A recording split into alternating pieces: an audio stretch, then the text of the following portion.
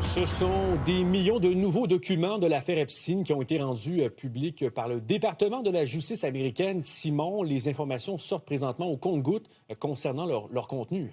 Exactement, Adi, parce qu'il faut dire qu'on parle de millions de documents, 3 millions de documents au total, 2000 vidéos, 180 000 images qui ont été rendues publiques par le département américain de la justice en cours de journée.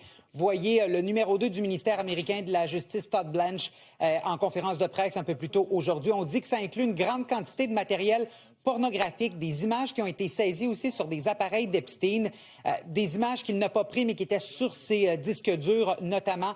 Les images, les vidéos de toutes les femmes ont été masquées, à l'exception de celle de sa complice, du visage de sa complice et conjointe, Ghislaine Maxwell.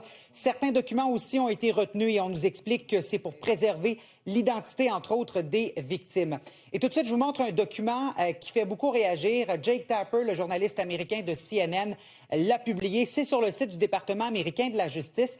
C'est en fait une liste d'allégations de gestes sexuels qui auraient été posés par Donald Trump. Ça avait été fait, cette liste-là, en août dernier. Il faut dire que beaucoup d'éléments là, semblent provenir de sources qui sont non vérifié. Un peu plus tôt aujourd'hui, le document avait été publié, avait été retiré selon CNN et là, il est de retour sur le site du département américain de la justice. Faut mentionner que Todd Blanche s'est défendu ce matin que la Maison-Blanche se mêle de ce qui est publié et de ce qui n'est pas publié dans tous ces documents de l'affaire Epstein parce qu'on veut faire preuve de transparence. On l'écoute. This mantra out there that, the Department of Justice is supposed to protect Donald J. Trump, and that's what we were telling. That's not true. That was never the case. We are always concerned about the victims. When we said that we were not legally allowed to release documents, that's a fact.